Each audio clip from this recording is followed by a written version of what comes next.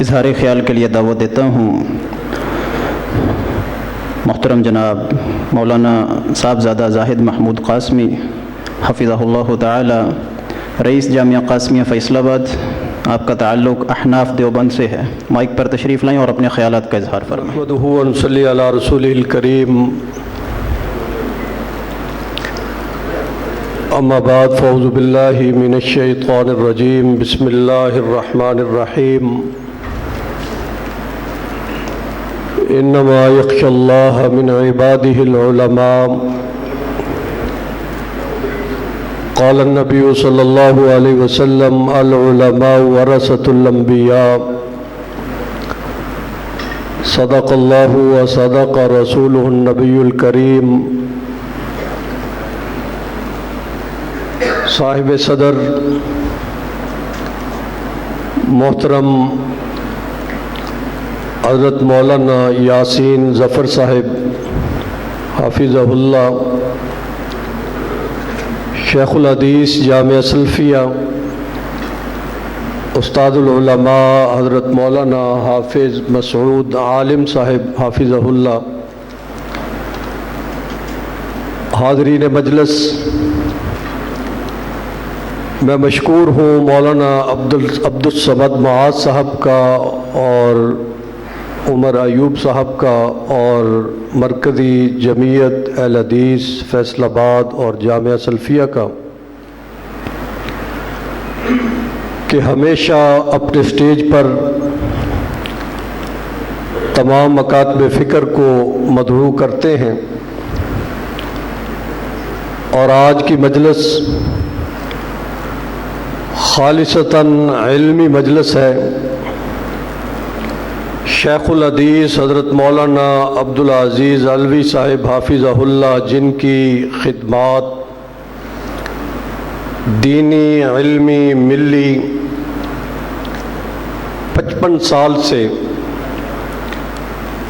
اللہ تعالیٰ کے دین کا کام اور قال اللہ اور قال الرسول کی صدا بلند کر رہے ہیں۔ انہوں نے صحیح مسلم شریف کی شرح 8 جلدوں میں لکھی، آپ نے سنن الترمذی کی شرح 4 جلدوں میں لکھی، اور جامعہ سلفیہ میں 30 سال سے تدریس کی۔ حکومت کے ہاں کبھی 25 سال کے بعد ریٹائر کر دیا جاتا ہے اور کبھی 60 سال کے بعد ریٹائر کر دیا جاتا ہے، مگر ہمارے ہاں مدارس میں 50 سال 60 سال سے عمر جب بڑھتی جاتی ہے اس کی قدر اور منزلت میں اضافہ ہوتا جاتا ہے۔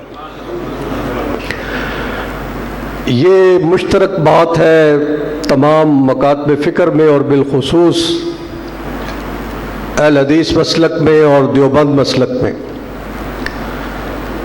میرا تعلق مادر علمی میں جامعہ اشرفیہ لاہور سے بھی ہے، جامعہ خیر المدارس ملتان سے بھی ہے۔ جو بھی ہمارے اساتذہ ایک مرتبہ تدریس کے ساتھ وابستہ ہو جاتے ہیں، ان کی جوانی بھی تدریس میں گزرتی ہے اور ان کا بڑھاپا بھی تدریس میں گزرتا ہے۔ ہمارے اکابر، ہمارے اسلاف، ہمارے بزرگ جنہوں نے یہ تعلیمی ادارے بر صغیر میں قائم کیے، وہاں جو بھی استاد آیا اور ہمیشہ درسگاہ سے وابستہ رہا، علم سے وابستہ رہا، تدریس سے وابستہ رہا، قرآن سے وابستہ رہا، بخاری سے وابستہ رہا، مسلم شریف سے وابستہ رہا، ترمذی شریف سے وابستہ رہا اور سنت رسول سے وابستہ رہا۔ انگریز نے بر صغیر میں جب یہ دیکھا کہ وہ ناکام ہو چکا ہے تو اس نے کالا پانی، پھر درختوں پہ لاشیں لٹکائیں علماء کی، تختہ دار پہ چڑھایا، سولیوں پہ لٹکایا۔ جب وہ بے بس ہو گیا تو اس کو بر صغیر سے بوریا بستر گول کر کے بھاگنا پڑا۔ ہمارے انہی بوریا نشین بزرگوں نے بر صغیر میں علم کے مورچے سنبھالے، قال اللہ قال الرسول کی صدا کو بلند رکھا، توحید کی شمع کو بلند رکھا، سنت کی شمع کو بلند رکھا، اور مدارس پر بہت ہی کٹھن حالات آئے، مگر ان لوگوں نے کبھی اپنی تنخواہ کے لیے اپنے محتمم کے پاس جا کر یہ مطالبہ نہیں کیا کہ ہم بھوک ہڑتال کر دیں گے، ہم آج سبق نہیں پڑھائیں گے اگر ہمارے ماہانہ وظیفہ میں اضافہ نہ ہوا۔ میں ان کو سلام پیش کرتا ہوں کہ انہوں نے چٹائی پر بیٹھ کر، انہوں نے سوکھی روٹی کھا کر، بھوکے رہ کر، پیاسے رہ کر اللہ کے دین کو بلند رکھا، توحید کو بلند رکھا، قرآن کو بلند رکھا۔ آج یہی وجہ ہے کہ ان کے چہروں کے اوپر خدا کی قسم روشنی بھی نظر آتی ہے، حشاشت بھی نظر آتی ہے، اور بشاشت بھی نظر آتی ہے۔ یہ وہ لوگ ہیں کہ جن کے قدموں میں بیٹھنا بڑے بڑے لوگ سعادت سمجھتے ہیں۔ میں ایک واقعہ اپنے والد محترم حضرت مولانا محمد ضیاء القاسمی رحمۃ اللہ علیہ کا اور حضرت علامہ شاہ احمد نورانی رحمۃ اللہ علیہ کا آپ حضرات کی خدمت میں عرض کر کے اجازت چاہوں گا۔ مولانا علامہ شاہ احمد نورانی رحمۃ اللہ علیہ اور میرے والد محترم ملی یکجہتی کونسل کا جو پلیٹ فارم تھا، جس کا ذکر ہمارے محترم جامعہ امینیہ سے مولانا علامہ سعید احمد اسد رحمۃ اللہ علیہ کے مدرس فرما رہے تھے، اتحاد، تو یہ حضرات ایک دن اکٹھے بیٹھے ہوئے تھے، علم کی بات چلی، تدریس کی بات چلی، تو مولانا شاہ احمد نورانی رحمۃ اللہ علیہ فرماتے ہیں کہ بٹو دور میں پشاور سے واپس پنڈی اسلام آباد کی طرف آ رہا تھا، تو راستے میں اکوڑا خٹک ہے، تو میں خاموشی سے اکوڑا خٹک چلا گیا، تو جا کر پتہ کیا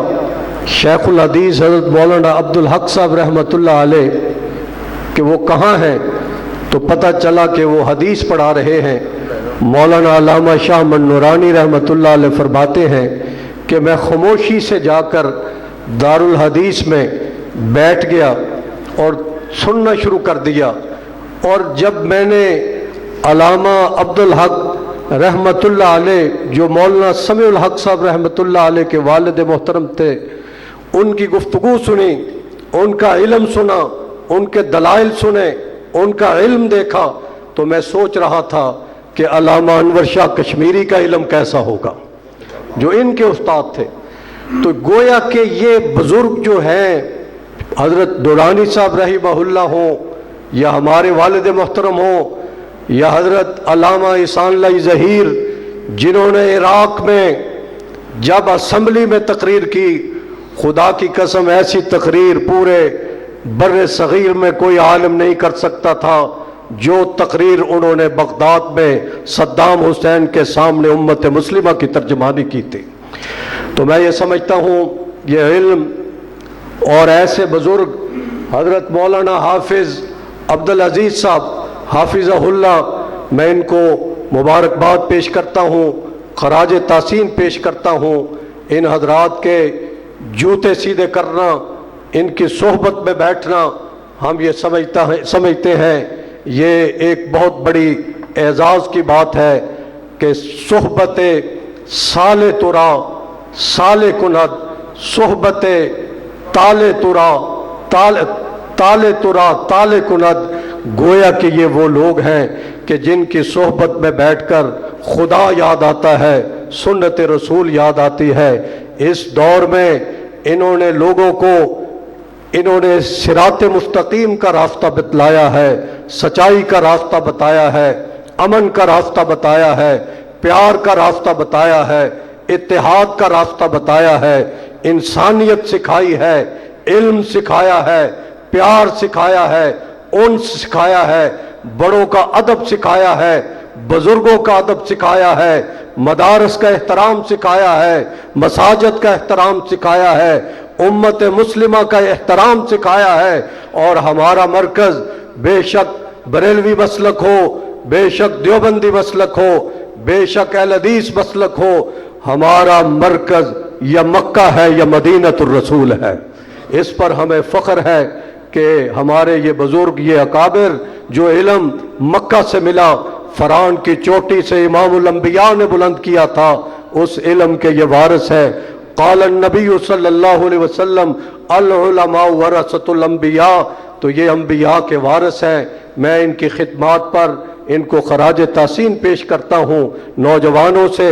और अहले शहर से हम दरख्वास्त करते हैं कि इनकी शख्सियात हमारे लिए नेमत उज़्मा हैं, इनकी कदर करें और इनकी सोहबत में बैठकर दीन को सीखें, इस्लाम को सीखें, कुरान को सीखें, हदीस को सीखें। इंशाअल्लाह इनके लड़ लग जाएंगे, जैसे ये जन्नत में जाएंगे इसी तरह हम भी इनके पीछे पीछे जन्नत में दाखिल हो जाएंगे। वाखिर दावा।